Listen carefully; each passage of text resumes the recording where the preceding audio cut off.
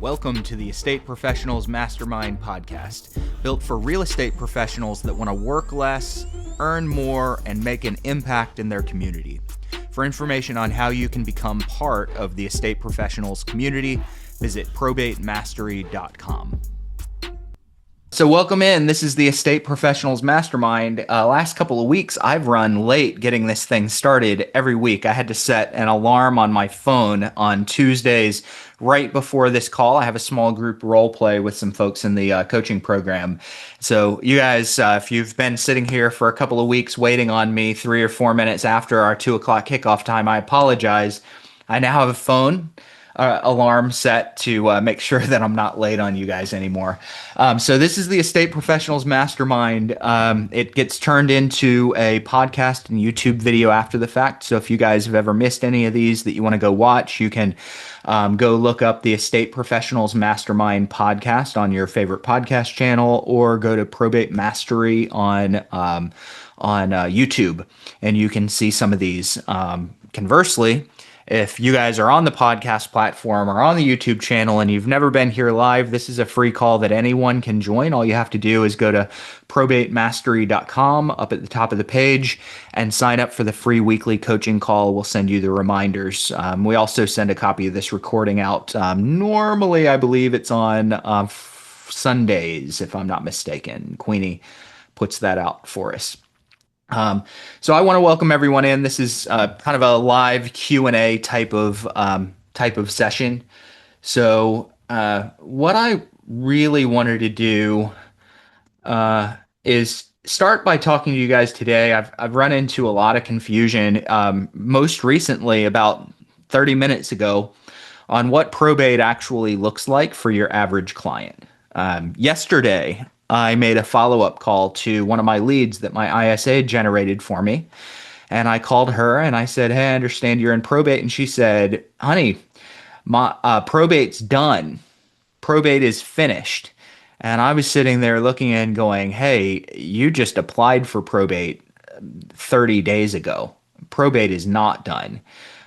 So my conclusion was that she's either lying, quite possible, or more than likely, she's utterly confused about what probate actually is and what goes into the probate process. And so I wanted to give you guys a little bit of a breakdown of everything that goes into probate. And this is going to make a really good added lesson inside of Probate Mastery. So if it goes really well today, we're going to put this inside of Probate Mastery and kind of let those of you that have the certification program go in and rewatch this and kind of really thoroughly understand. And if you want to be able to explain it to some of your clients a little bit better, you can create even a document for this. This is a document that goes inside of my resources packages. When I get a lead, someone into my pipeline, and I say, "I'm going to send you a resources package," this is a document that I actually would put inside of those resources package, that resources package, to help them understand probate. So bear with me. I am not going to give you my resources package. I'm not going to give you my document that goes in my resources package because I don't want too many people sending the exact same identical looking document out. And I have some coaching clients that have my document. So I'm going to give you guys a different version of it. So I'm going to Claude AI right now to recreate a breakdown of what that might look like. And as soon as it kicks it back, I'm going to share my screen and we're going to go over all the things that happen during the probate process. All right. So screen is shared. If you're listening on podcast, you guys forgive me. You're going to have to go over to the YouTube channel, again, Probate Mastery on YouTube, and find our weekly coaching calls section and go through this if you want to see the screen share. So first thing that happens, someone passes away, a loved one passes away, and theoretically this starts normally within about 3 to 4 weeks. There are some people that go much faster than this, and they're down at the courthouse 3 or 4 days later. It's a little bit unusual. It's also unusual that people wait years to start probate, but that does periodically happen where people might wait years to start the probate process. So, um, regardless, as soon as they start, a family member, normally a family member, sometimes it's an attorney, is going to go to the courthouse. They're going to go to the clerk's office and they are going to apply for probate. In my state, North Carolina, the clerk asks the person, "Do you have a copy of a will? Do you have a will?" If the answer is no, the family member will then apply for estate administration. Estate administration, if there is a will, they apply for probate. Now, that is basically the way that the country as a whole works. Every state has slightly different processes. Sometimes the state looks at the process identical. They say, will, no will, you're going to apply for probate either way. In my state, if there is a will, you apply for probate because you have to probate that will. If there's not a will, you apply for estate administration. Doesn't really matter. That's all semantics. Anyway, they're going to apply. They're going to basically petition to begin the probate process. The clerk at that point is going to pull out a calendar. Either, ironically, in my high-tech city of Raleigh, North Carolina, they pull out a book, just a paper book with a calendar in it, and they look through and they say, I have court dates and times available here, here, and here. Which one of these works good for you? And so they'll actually choose your court hearing with you right there out of a book, and they'll pencil you in and you put it in your calendar. So step 2 of the probate process is you're going to schedule your hearing with the county's probate magistrate or probate judge. Don't worry, guys, if hearings are done with a judge or a magistrate. Some counties do it with magistrates that are kind of unelected. Some of them do it with judges that are elected. So you'll go to a hearing as the family member. You'll go to the hearing and present your case, present your application, present your will, your death certificate, a list of heirs, a list of assets, any supporting documents you have. You'll do that as the second step in the process. If the court likes what you've submitted and there are no major errors on it, they're going to issue a letters testamentary, which is essentially your authority to officially begin the probate process.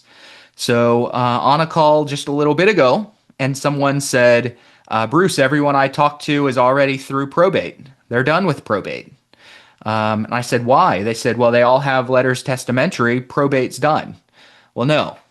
Letters testamentary means that probate is officially begun. Okay. You are not in probate until you have your letters testamentary. Letters testamentary could also be called letters of administration or letters of authority. There's a lot of different names for it. If you look in a legal dictionary, it's going to be called letters testamentary, and this just says this person has been appointed as the executor or administrator to oversee this probate process and oversee this estate. So what the family needs to do, what the executor needs to do at that point is they need to set up their estate. So just because they have their letters of authority doesn't mean that the estate isn't set up. So the first thing that they need to do is go establish a legal entity. So they're going to go into the state's Secretary of State's office or onto the Secretary of State website, and they're going to register or create a legal entity for the estate. A lot of times this is going to be an LLC. I don't think it has to be an LLC, but you're going to go to the state Secretary of State website and you're going to create a legal entity with the state. Once you have your legal entity, you're going to go to the IRS website and you're going to apply for a tax ID number. So right now we are in the throes of setting up and creating our estate. We are officially beginning our probate process. Once you have your tax ID number, you're going to take your tax ID authorization. You're going to take your Secretary of State articles of organization. You're going to go to your bank and you're going to open up a bank account in the name of the estate.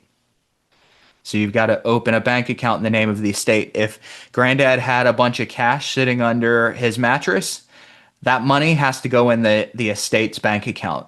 Should not just be sitting loose as cash. There needs to be a legal accounting of the money and the assets that are involved in any liquid asset, cash, needs to be put into the estate's bank account. Okay. If it's an asset like stocks, bonds, mutual funds, things like that, the name on those does need to change over to the estate. So they need to be notified that I have this legal entity, this person's passed away. I need the estate's name associated with these investments. All right. So they're going to open an estate bank account. Next thing is you move into a notice of interested parties. So notice of interested parties. In the majority of cases, and we're going to look this up, I'll have everyone do this independently. In the majority of cases, you are going to have approximately 60 days after you get your letters testamentary to run an advertisement in the newspaper. So the court's going to say on your letters testamentary, within 60 days, you have to run a notice to creditors in the newspaper. All right. And that notice to creditors is essentially saying, hey, this person's passed away. We officially have an estate. We're in probate. And if we owe you money, here's where to send your bill to. Here's who to contact if we owe you money.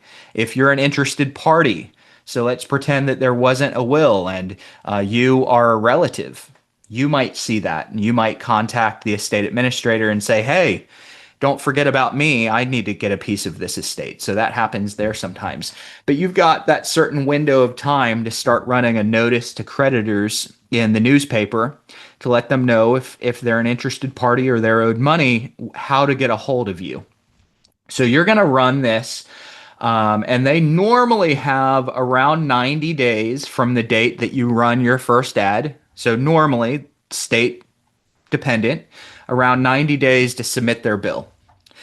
So I talk to people pretty frequently that have started probate, they've gone to court, they've gotten their letters of authority, and they say, hey, probate's done. I don't need anything. Probate's done. And in their mind, they think it's done because they've run their first newspaper advertisement, their first newspaper notice. And they still have a year's worth of work to do on probate before it's officially done. So could they be lying to you when they say it's done? For sure. They could be lying. They could just be trying to get rid of you. More likely, they're just really confused as to what is going to go into the probate process. So they run their letters to creditors. At that point, it's time to start managing assets. So they're going to want to do a full inventory on a court document, a full inventory of all their assets, and they're going to want to start getting an evaluation of those assets. An evaluation of assets is not mandatory. The court's not going to force an evaluation of assets. It's a really good idea, though. Really good idea. And I'm going to tell you guys why it's a good idea, and then I'm going to go to Lou, who probably has seen a good question chatted in that I need to answer. So there's something called a stepped-up basis when it comes to inheritance and capital gains taxes. And what it says is if you're a family member whose loved one has passed away and you're inheriting wealth, house, vehicles, assets, anything like that, you don't have to pay taxes on the inheritance at the value that was there at the time your loved one passed away. So if I inherit a house from a relative of mine, and on January 1st, when they passed away, the value of that house was $500,000, I don't pay capital gains or estate taxes on the $500,000. I do pay taxes on any increase of that $500,000. So if I inherit a house and 6 months later I sell the house and it was worth $500 on January 1st when my loved one passes away, but on June 1st it's worth $550, I'm going to have to pay taxes on the $550, on the $50,000 increase.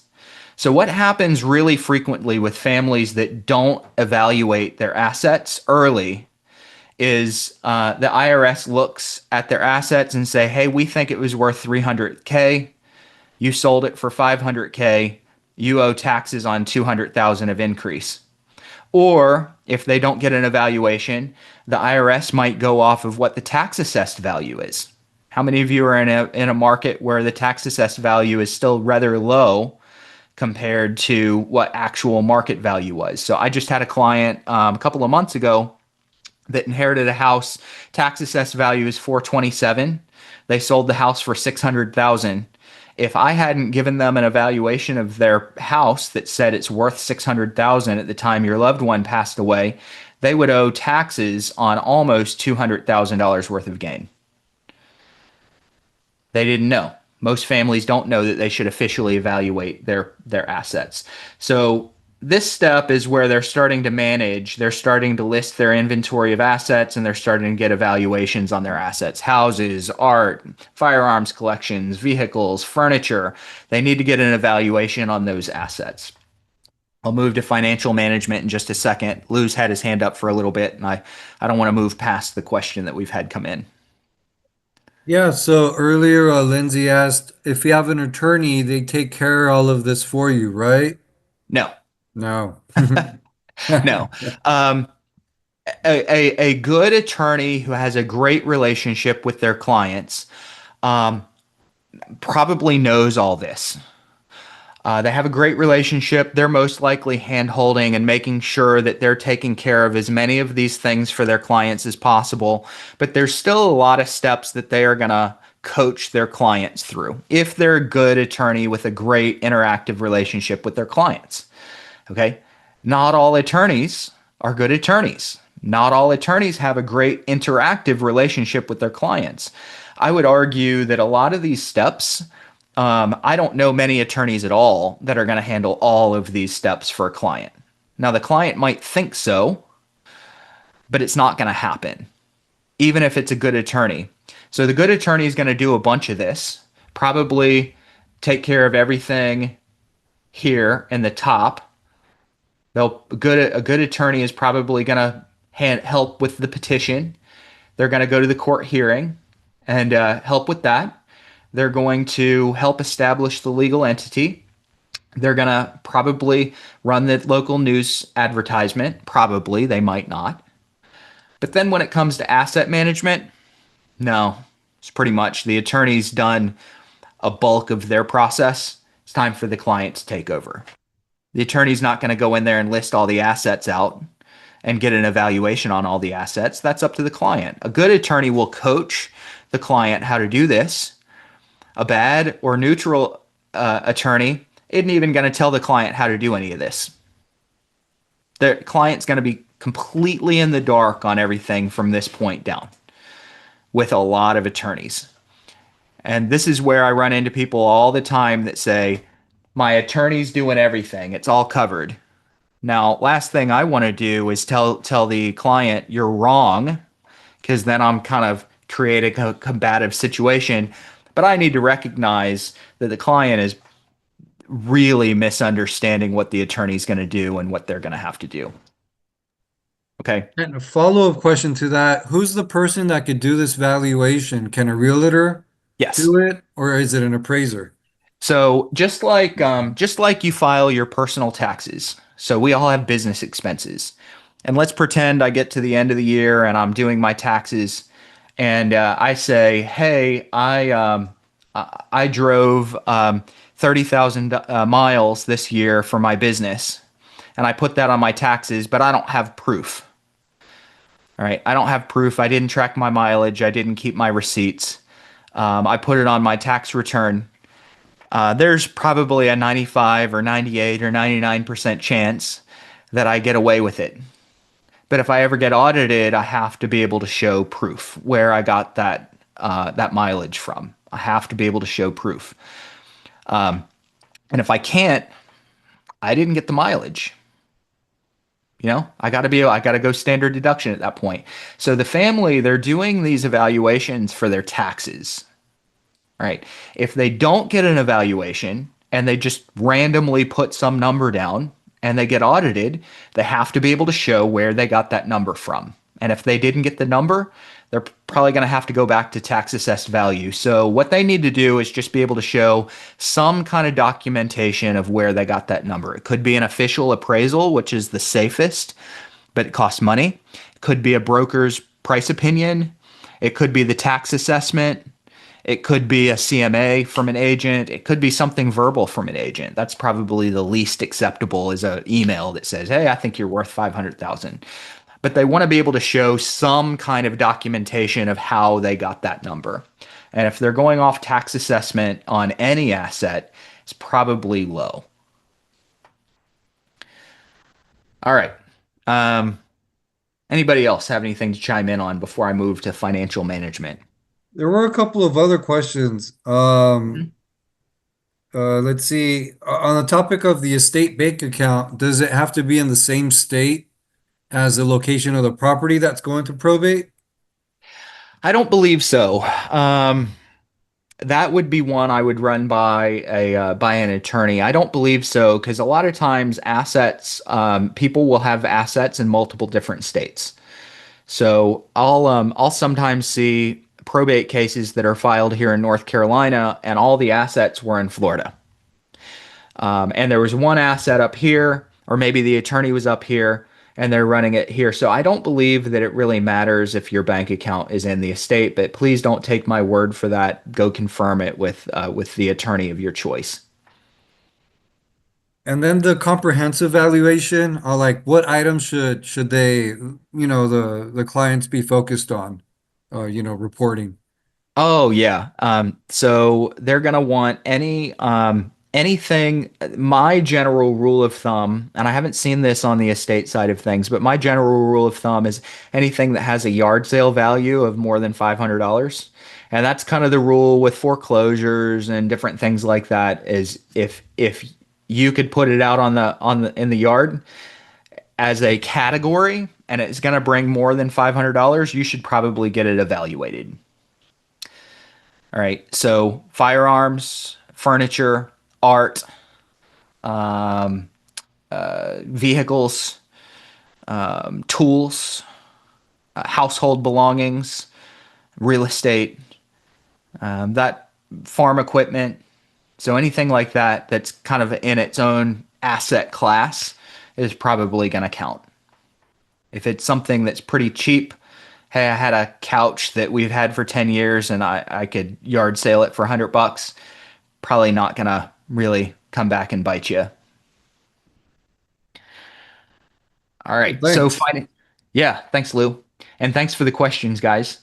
So at this point, they want to start making sure that they're collecting any income that's owed to the estate. So it's more than just what the estate owes, but sometimes there's income owed to the estate, and the administrator or the executor can get themselves in a lot of hot water if they let that slide, especially if there's other heirs that are relying on them to maximize the value out of that estate. Eva, Hey, sorry, newbie agent here, but you're like good. real quick on the listing agreement. So when you go to meet with them and there's still a lot of work to be done, how do you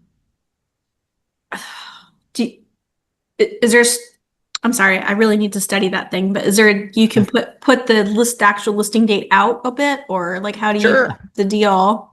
Yeah. Yep. If you want yeah, obviously talk to your broker as a new agent, talk to your broker, but if you can put the marketing date out. You can put the marketing date. So listing date, if I'm getting something signed and I want that commitment as a listing agent, I'll get it signed today. And maybe they say, this house is a mess and I don't want it on the market for 2 months. I'll put the marketing date out until the family is going to be ready. So I'm all about getting things signed today if I can get a client under agreement today. Oh, great. So I don't need like a separate form, right? Okay. No, please do talk to your broker and just make sure that we're doing what your broker wants, internal Okay. policies, or your state wants.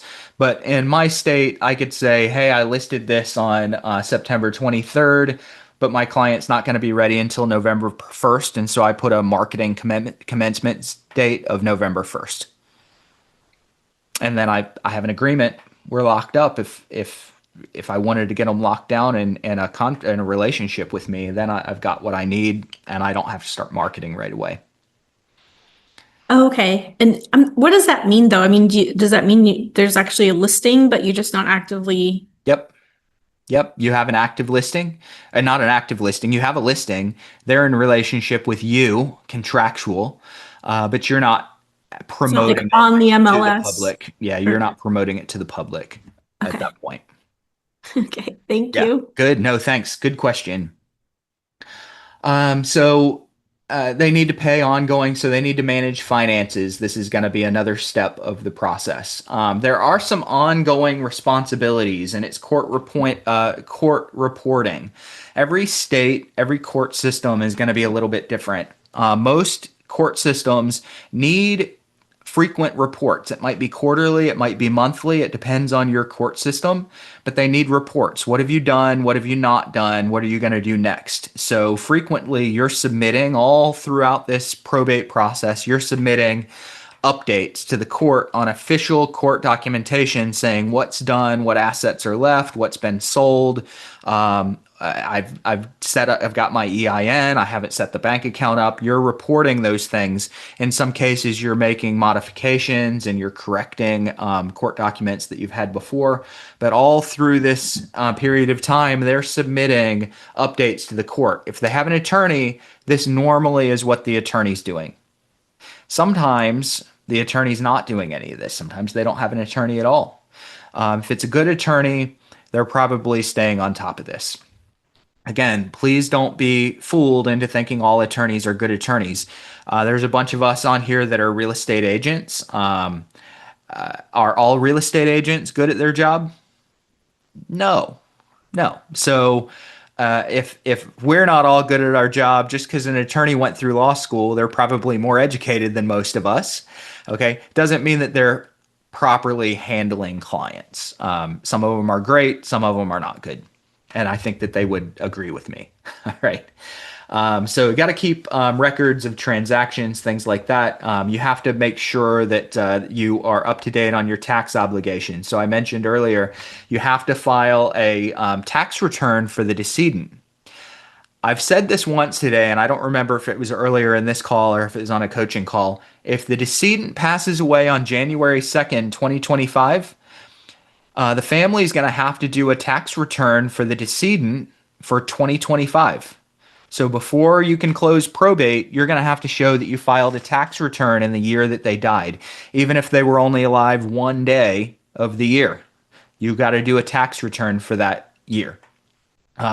Then you need to file another tax return for the estate. So a separate tax return for the estate itself. So there's two tax returns that are going to come into play. And then obviously pay any taxes. So government wants their money first before even debts can be paid. All right. Finally, you're going to do a final accounting. So you've done all these things. You've managed assets. You've sold assets. Big mistake people make. I know agents and investors that make this mistake too. I've won business because investors made this mistake. I've got a really good friend of mine who I won business away from. I kind of hated it, but I didn't hate it. He told the family that they were not allowed to sell the asset, the house, until probate was closed, completely closed. Not true. As long as the family has their letters testamentary and the authority and the approval to sell assets, they can sell an asset long before probate closes. Now, what they can't do is they can't take the money from that asset sale and give it to family members. So they owe $300,000 on a house. They get their letters testamentary in the beginning of the process from the judge, and when they sell the house for $500,000, there's $200,000 of equity there. They can't give that $200,000 to their family members. They have to put the $200K into the estate's bank account, and then that is given to the family after probate is completely closed. So to close the estate, they give their final accounting with a report of everything that's kept, everything that's sold, what's been paid, what's been left in the estate, and then the court is going to give them the approval to close the estate out and pay the heirs any remaining assets or any remaining money. Okay? So this is basically the court process. In the majority of our locations, this is going to take 12 to 15 months. Can it happen faster? Yep. I talked to this lady yesterday who told me probate's done. Not sure why you want to send me a resources package. Probate is done. And I looked and I saw that she filed 45 days ago. Probate's done? No. What she thinks is that her letters of authority was the probate process. Now, I didn't say, hey, you know what? You're wrong, dummy. Then I don't have a relationship anymore.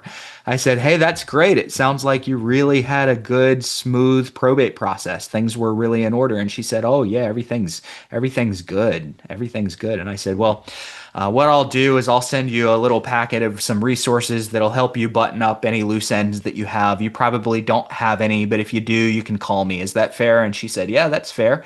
And then I started digging into the things that she hadn't done. I'm assuming that you guys probably have already taken care of the final accounting, right? No, I haven't done that. You probably got your evaluation on the house, right? No, I haven't done that yet. So I just started poking holes in everything you're done after I kind of accepted the fact that she thought it was all done. So that's what we want to do.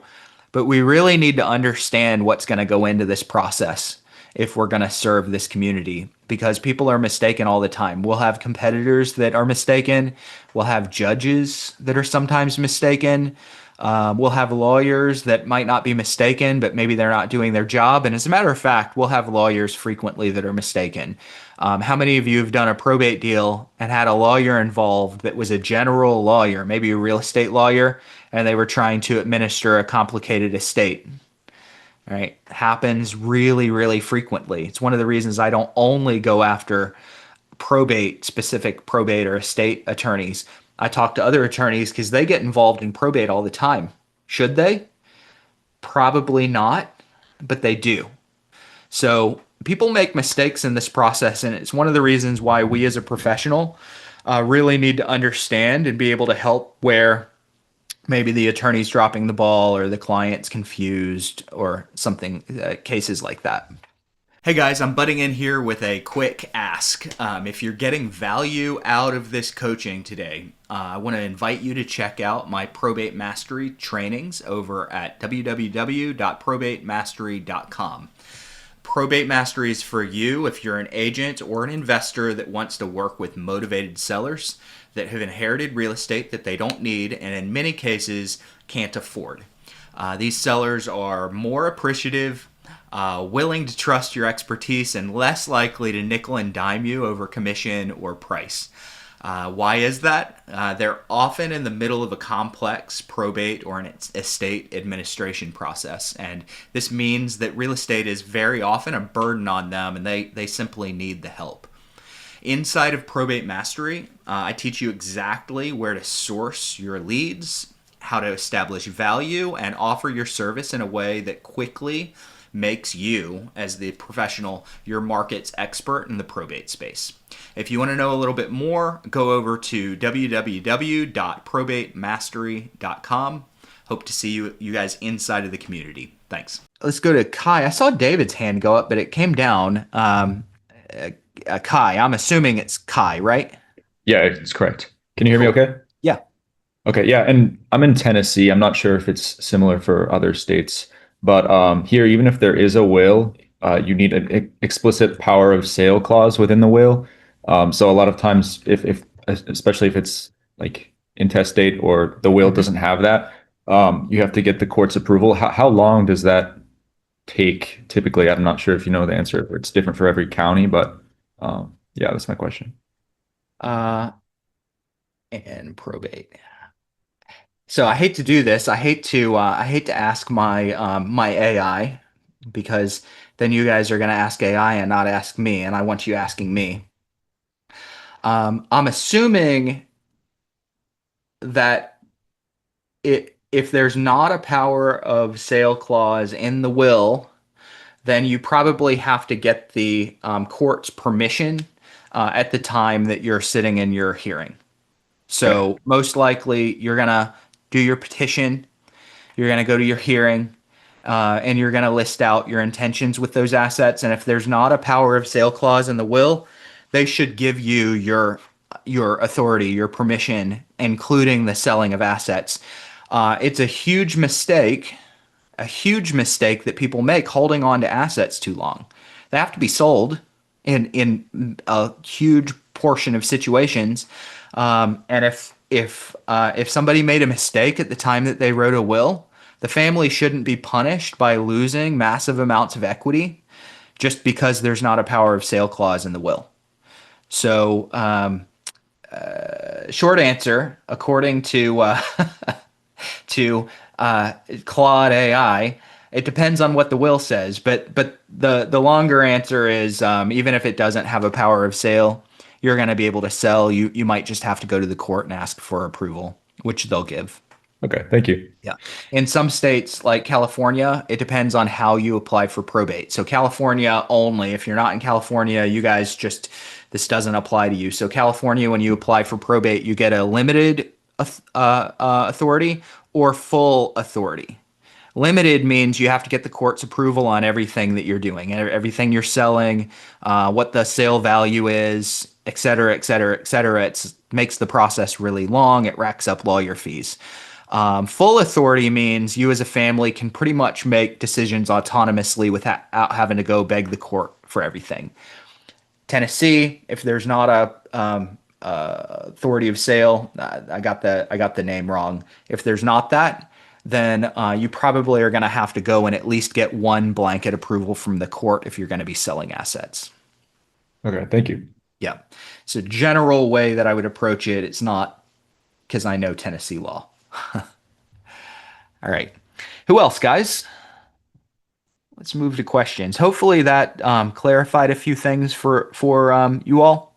I like to put that if I have a great conversation with a lead and they're not ready to do anything yet, I like to put that inside of some of the resource or marketing material that I'm going to send them over time. Hey, Lou, what do we have? Yeah, there's a question in chat from Lindsay. For a home sale without a will that's in probate, are there situations where you would want to wait longer to sell the home for a better market? So the administrator, let's kind of talk semantics here, and this is fun to know. If you guys don't remember this, it's fine. It's not going to hurt you in this space, but it's fun to know. When there is a will, and you go to your court hearing, the court will issue letters testamentary and it'll name you as the executor or executrix. Okay. And it means that you're a family member who was appointed and named in the will to administer the estate. If there's not a will, you're named as the administrator. So not executor, you're the administrator. If you guys want to cut through all the noise and be like, I don't want to remember all these things, personal representative is just a catch-all term. So if there's, when you're named as executor, administrator, personal representative, you have a legal obligation to the estate to maximize the value of that estate, a legal obligation. Now, if the other heirs don't care if you wait too long or sell too soon or sell too low or sell too high, if they don't care, if everyone's in agreement, there's really no problem. But not every family situation is the same. So if I'm administering an estate and I've got siblings who are all heirs, whether they're named by a will or by the state, they're all heirs, and one of them hates my guts and is just looking for any opportunity to take me down that they can, and I wait too long to sell the house and the market crashes, they could say, you mismanaged the estate. You mismanaged it. You lost me money. And they could potentially bring suit against me as the administrator. Does it happen? Periodically. Is it likely to happen? No, this is the type of thing that's not likely to happen very often. But if you know that real estate market is skyrocketing and values are climbing as the administrator, you probably want to wait a little bit and gain that extra value if you're in a skyrocketing market. But what happens to empty houses? Most of the time, even in increasing markets, they tend to go downhill. So in most cases, it's a good idea for an administrator, especially with an empty asset, it's a good idea for them to sell sooner rather than later. Selling later, even if the market's going up, house isn't being taken care of, an empty house goes downhill a little bit. They're paying taxes, they're paying insurance, they're paying utilities, they're costing the estate money by leaving it off the market when they know it's going to end up being sold. So the real answer is it depends. Depends on a lot of things, but families in general, if an asset's going to be sold, it's normally a better idea to sell sooner rather than later. Doesn't mean that they will. They've got other things on their plate. It's just not feasible to do 900 things. You've got your own job, your own life, your own family obligations, social obligations, things like that. And suddenly you're thrust into the role of being an executor. Are you going to drop everything and be a full-time executor and take care of everything in the first month? Probably not. So that's why we see houses that typically take 6 to 8 months before they go on the market. Should they have taken that long? In most cases, no, they should have been sold sooner. Is it understandable why it takes 6 to 8 months to make a real estate decision? Yes, it's understandable. Busy life with someone that's never done this job before. And now they have to make all their decisions and get assets sold early. It doesn't happen for most people that fast. Eva. Oh, first, thanks to Dave Pennell for the letter video you guys did. I got 2 calls off my letters. Thank you. So Incredible. far. And yeah, still working on it. My question is, with my appointment I have coming up, the executor himself, like the brother died, but he cannot physically travel to be here, but the wife will be here, said she has power of attorney. Mm-hmm. And so do the daughter and son. Who signs the actual listing agreement? Do I need to get electronic signature over to him? Yep. It depends on what the Letters Testamentary says. So let me get this right. So brother passes away. Mm-hmm. There's a surviving brother that is the executor, correct? Yes. This surviving brother's wife has power of attorney to sign on the executor's behalf, correct? That's what she told me. Yep. Okay. Getting a little bit complicated, but okay. So she's going to sign, let's say his name's Bruce Hill. So she'll come in and she'll sign the listing agreement as her name, attorney in fact for Bruce Hill, executor of the estate of John Doe. So really long way that she's got to have to represent and sign her name. Okay. It's kind of like how you have to sign for LLCs too. So Yeah, okay. yeah. So it makes it a little complicated. Now, as far as the listing goes, it'll probably fly with just her signature. When you go to closing, I would do whatever the closing attorney or title company says to do. But a lot of times I'll see, especially if there was not a will, all heirs have to sign. If there was a will, the will usually gives signing authority to one single individual. Normally. It's the rule of thumb, but it's not the rule for all situations. So most likely if there was a will, it's going to be one executor signing or the wife signing for closing. To get it on the market, you're probably good with just the executor's signature or the power of attorney signature. But I would ask to get a copy of their letters of authority to make sure that you're handling it properly. Wonderful. So, yep. Thank you for that. Absolutely. Hey, Bruce, Rico. Hey, Rico. Sorry about that. I'm on the road, so I'm trying to focus on the road and hit the unmute button. So forgive me. You're good.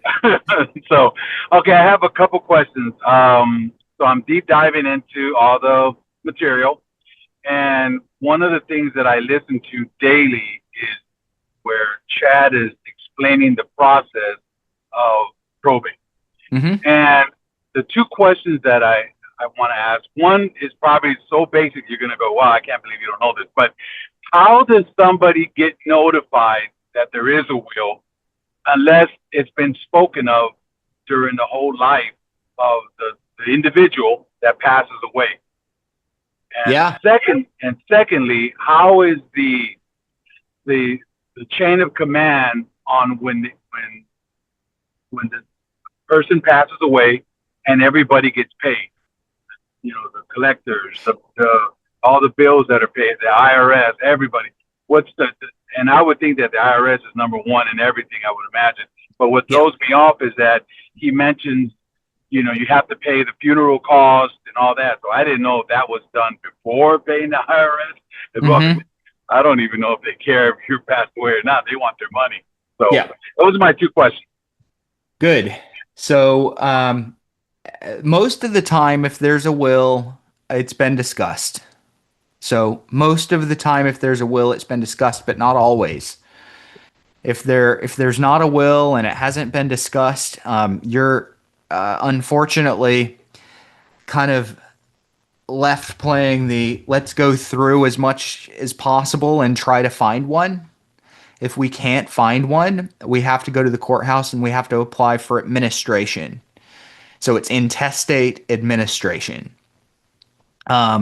Intestate administration is essentially saying, hey, we're going to follow the state's rules for overseeing this estate and distributing assets. And every state is different. So if you guys want to know, I'm just going to go back to my AI really quickly. And this is just sort of one running document here, but I'm going to pop into my chat and say North Carolina. And you guys can do this for yours as well. Intestate administration, order of inheritance. This isn't the official name that you're going to look for, but Google and AI, they're going to know this. All right. So in other words, if there's not a will, who is entitled to the estate? And normally it's any blood relative or spouse. Okay. So we're going to go surviving spouse with no children. Okay. Children and decedents, then parents, then siblings, then grandparents and extended families, then more relatives. And then if there's no heirs, then it goes here. Now, normally, if there's no will, everybody on that list that I just gave you gets an equal share. I've seen estates that settled where everybody was getting $3,000 on a $400,000 net evaluation of what was left in the estate. So it can get pretty diluted and chopped up. Okay. But it's good for you guys to kind of understand what intestate distribution in your state specifically says. Now let's go back to the second question. Second question is professionals get paid first. So if you're a realtor and you sell a house and your commission is 6%, I'm not saying it is, so we're not price fixing here. If your commission is 6%, you're going to get your 6%. The funeral director is normally going to get theirs, things like that. But once professional fees are paid, then Medicaid, Medicare, they get paid. Taxes get paid. Then debts get paid. So Medicaid and Medicare, then taxes, then debts. So anybody that you owed money to. And finally, the family gets what they are owed. And I might have put the taxes second where it should have been first. I'm going to tell you guys, and I know sitting here and listening to me do quick research is not what you guys are in here for. Okay. I will confirm that here in just a second. Varies by state. I don't know about that. So the taxes have a higher priority than Medicaid claims. Okay, so it's going to be taxes, then Medicaid, then bills, then you guys forgive me. Administration expenses. So that's your court cost, attorney fees, executor compensation, realtor fees, then funeral and burial expenses, then taxes, then medical, then other debts, and then the family and the heirs last. Thank you for explaining that. I really appreciate that. Absolutely. Cleared it up. Yep. All right. What I've found is it really helps if you learn some of these things in order to teach it. And the best way to learn in order to teach is going to be to document everything you're doing. And I would put those things into a resource list or a resources page that you intend to send out to a warm lead in the future. If you can study something, if you can create a document that you plan to send out or you plan to educate a future client on, it's usually going to stick in your head a little bit better. That's the way that I learn. I learn to teach. All right. Larice, my fellow triangulin. Hi, how are you? Good. How are you? I'm amazing, thank you. Really quick, I have a buyer that's actually purchasing a property, and we're under contract. We found out that there was somebody else that was on the deed. He's actually passed away. So they show that the will, it was a sister and brother, and so it shows that he willed it to his sister. So they're asking, the attorney's office is asking for her to send a copy of the will to them, and now she has to get something sent over so that they can start probate in Johnson County. hmm And is that like a long process or? Real estate normally does not have to go through probate in North Carolina. Normally. Okay. So, title companies and real estate attorneys don't always know this because they do real estate and title.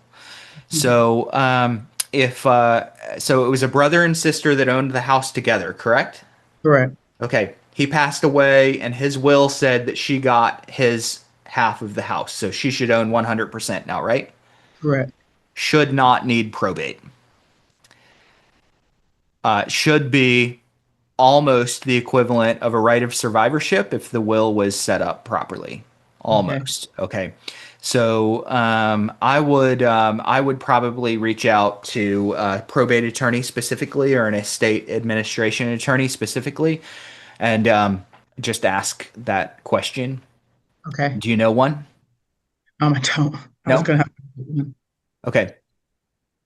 You can reach out to me. I'll send you an attorney, but I'll tell you anytime I have questions, even if I think I already know the answer, I'm normally going to use that as an opportunity to reach out to a new attorney that I don't know yet. Okay. Okay. I just want an excuse to talk to attorneys that I don't know so that I can start to build a relationship and maybe get their referrals down the line. So I know half a dozen attorneys that I have a pretty good relationship. When I have a question like this, I'm calling an attorney that I don't know because I already Okay. know them. I want a seventh attorney. Okay.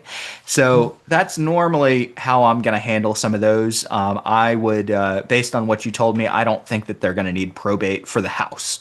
For the house. It's probably a real estate attorney that doesn't know that though. Okay. Yeah. All righty. All right. Good. All right, guys. What else? We're coming up on the top of the hour. I do have room if anyone else has questions though. Bunch Hey, of Luke. questions in the chat. Okay. Help me out. All right, let's see here. Going back to the top. Is the petitioner the same as the executor? What's the Normally. difference? Normally, petitioner is probably going to be the executor. They just haven't been appointed yet. They've applied and they've said, "Hey, I should be the executor.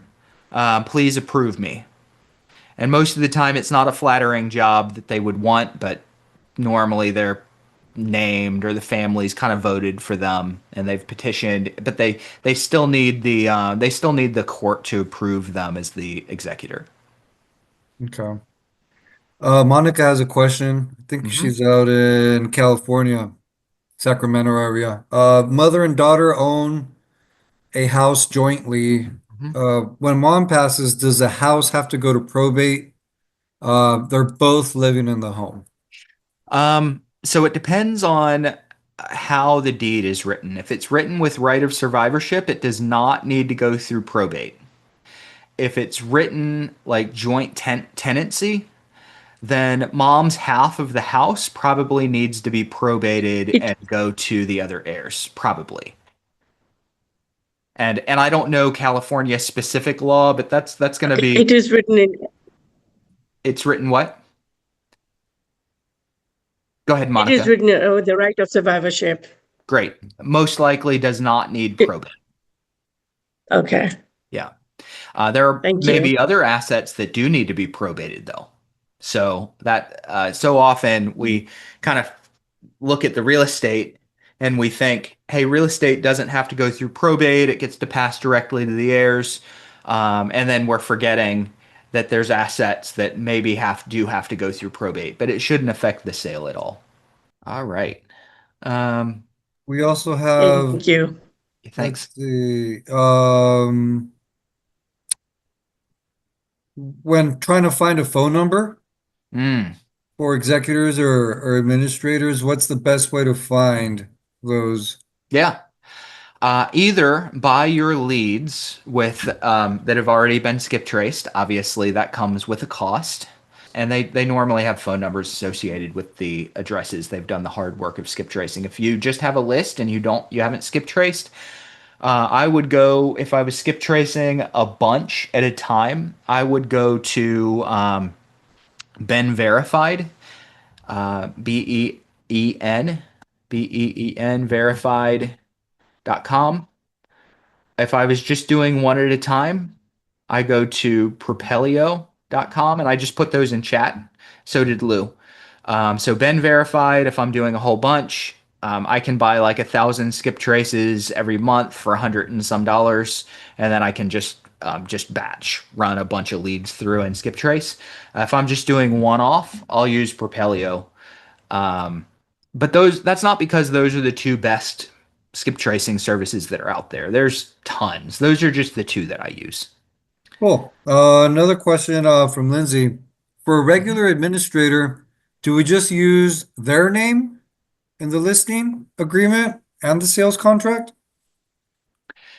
Well, so an administrator is normally not an executor. Normally, an administrator is overseeing an estate where the court appointed them. They might still be a family member, but a will didn't appoint them.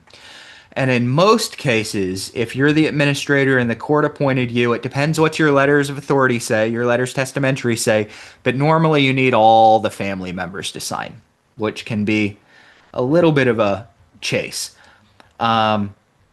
It may not be that, like, you could probably get by listing a house with just the administrator signing. You're probably not going to get by closing on the house with just the administrator signing, most likely all the other heirs. Now, if you're dealing with a full executor who is named in the will, normally they have signing rights to sign on everybody else's behalf. That's not the rule all the time, but it's usually a safe bet that they're going to be able to sign for everybody. All right. Okay. There's another question from Sam, or a question from Sam. What about calling an attorney who is also the executor? How are you handling that? Are you calling him? Yeah, I'm not calling about the estate though. That's just me. My approach is to never say, "Hey, I'm calling about the estate of so and so." The only time I do that is if I've already talked to the family member and they've said, talk to my attorney. And I'll ask, hey, do you mind if I call your attorney? Yeah, sure, go ahead. And then I'll call and say, hey, I spoke with this person, this family member. They said that I could call you. Okay. If I just see the attorney's name on the list as the executor, I'll call about the fact that in the last year or so, I've had a couple of clients that were going through like a probate process, and I just realized I needed a good attorney that could help with those types of things. I was wondering if that's the kind of work that you did. So they don't need to know that I see their name on a list. They don't need to know that. And of course, they're going to say, yeah, that's what I do. If I ever had anyone going through that again, would you be interested in those referrals? Why would they say no? Yeah, of course. Think I could meet you and see your practice one day next week? Why would they say no? So I'm trying to lead in that way. So I build attorney lists off of my probate list all the time, but they don't know that I'm looking at a probate list. Hey, Joe. Okay, I want to make sure I understood what you said, Bruce. You said I was under the assumption if you're appointed the executor in the will, okay, that you had the authorization for everything, but what you're saying is that the court could appoint somebody else, right? If you are challenged or deemed incompetent, then the court can appoint someone else. Can. They probably won't. So if you're named in the will as the executor, it's not much chance that you're going to get kicked out of that seat. Okay, yeah, But it because is possible. It is possible. because I ran across one where I was talking with the person was complaining. They were appointed the executor, but they got his sister that's a control freak, and they're flipping out and they saying that they want to take him to court and all this other stuff, you know. Sister, to a degree, is SOL. Unless she can prove that they're not capable of administering the estate. If I was a family member and I was named as the executor in an estate, and my sister freaked out over it and said he shouldn't be the executor, I should be the executor, go for it. I don't want to be the executor. I called an agent on my team. This happened a couple of years ago, and at the time I was doing the coaching over for all the leads and was not running Probate Mastery. So I was doing that coaching, and he knew, like, I'd been doing probate for a long time, and I knew I was coaching. He was on my real estate team. We talked every day. And one day I was talking to him and I could hear road noise in the background. I said, "You're in the car, aren't you?" And he said, "Yeah, I'm just driving to Washington, D.C., which is about a 5 to 6 hour drive, depending on traffic. Let me say 5 to 8 hour drive, depending on traffic." And I asked him what he was doing, and he said, "I'm closing my aunt's estate out up here." And I was like, "Oh yeah, what's that been like?" And he said, "Bruce, if you ever have a family member that you truly secretly despise, but you don't want to tell them that to their face until you're dead, just make them the executor for your estate." All right. It's generally not a flattering job. Some people love it. Most people don't. Well, thank you. Thank you. Yeah. All right. Cool. Guys, really appreciate it. Thank you guys for hanging out with me for an hour. We'll be back here same time next Tuesday. And next Tuesday, I plan to soft broadcast, no major details, new JV program that I have coming out. I'm going to try to announce it either later this week or next week on a separate workshop officially as well. So you guys be watching your emails. We'll be putting a JV program out where we work your leads with you. Within the next week, it's all structured out. I'm just putting my slides together to be able to run that workshop. Thanks, guys. Appreciate you. Hey, Bruce, do I register for a discovery call to get that number from you? I didn't see. I went to your website, but I wasn't sure what I needed to do. Which number? You told me to call you so you can give me attorney number. Oh, email me. Email. Go email Bruce@probatemastery.com. Okay, cool beans. Thank you. Okay, good. Thanks.